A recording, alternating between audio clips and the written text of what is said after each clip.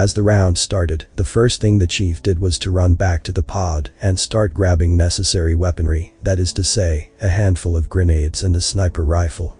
He quickly headed back out onto the arena and made for high ground. In the meantime, the giant beetle, the consumer according to Silitl, started scraping across the ground, taking strides that made the very ground shake. The team of psychics started to murmur among themselves, giving feedback on what they sensed and how they were coping with the strain. I only looked on in the distance as I saw the chief climbing a craggy outcrop and started surveying the land. Realizing that I couldn't exactly communicate as I summoned a small earpiece in order to listen in on the chief and give tactical information or orders as I saw fit. Slotting the earpiece into position, I told the chief that we now had established a secure comms link. After getting that out of the way, I asked, "What do you think it would take to kill this bug? It looks pretty tough, doubt I can kill it in a few shots." At this point, a female voice interjected, "Its exoskeleton looks sturdy. Conventional tactics aren't going to kill this thing easily. I don't think anything short of a plasma bombardment or a large Mac cannon round could get through that armor." Cortana, the AI, replied. As I realized Spartan 117, I needed to also realize the tools for his success. Cortana was one of them. Supposedly, this beetle, the consumer, rampaged for a few weeks before an asteroid killed it, I replied. I had some semblance on how to best this beast, but it was dependent on how the interior of the consumer was structured. Well, maybe it didn't. We did have a fair few explosives. After relaying the plan to the chief and Cortana, they initially sounded dubious, and Cortana mused. It might work with a few well-placed grenades, but why? In the distance I could see the chief chucking a grenade and catching it. Oh yes, this was going to go very well indeed. With the plan decided, I gave him the go sign and watched as he jumped and slid down the side of the outcrop, preparing some mines in his hands. In the meantime, the consumer has started rampaging, smashing the landscape up as it tried to get closer to the chief's position. While arena destruction was not frowned upon, most species considered it bad manners and a sign of a lack of control. Coach and I on the other hand thought that if something wasn't forbidden, then it was fair game. The arena was a playground for legends, and all playgrounds get abused eventually. Within minutes, the chief had positioned himself in a small plane within the arena and started burying the land mines. The first stage of the plan was to cripple a leg of the consumer, thus allowing easier access to what we assume was its face. A gaping maw, filled with rows of teeth designed for crushing, akin to giant molars. The problem now was to try and attract the attention of the consumer, lead it to the intended area, then blow a hole in its leg.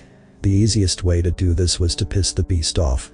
The Silitral had trouble controlling the undeniably primitive nature of the consumer as it was. So making the beast angry would increase that strain. As the strain increased, then a greater number of errors would be made. Errors that would work in our favor. This was where the sniper rifle came in handy. While not able to deal significant damage to the giant beetle's chitinous exoskeleton, it could still wound it, as a 14.5mm diameter chunk of lead flying at supersonic speeds hurts no matter what you are.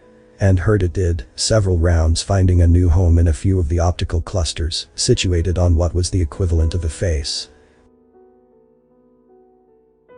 With the splatter of blue blood, a sign of copper-based blood rather than the red of iron, the consumer was definitely pissed and now half blind.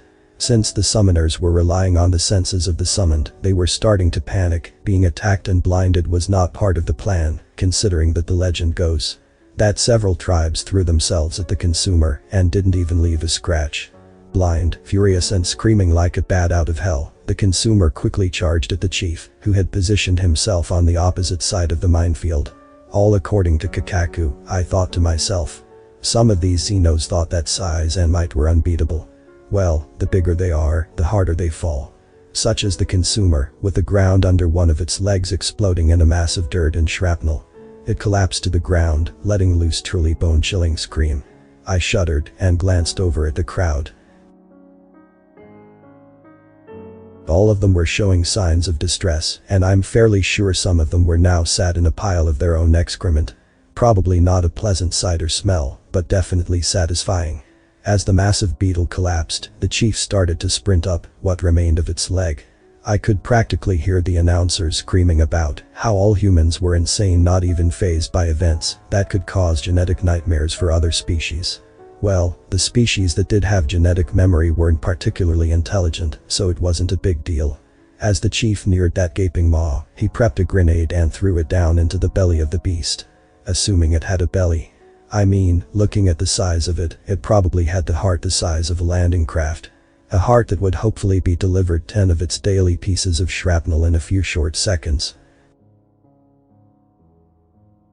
Well, those few short seconds passed and I felt the blast as a tremor under the chief's feet. But the bug was closer to cockroach than beetle.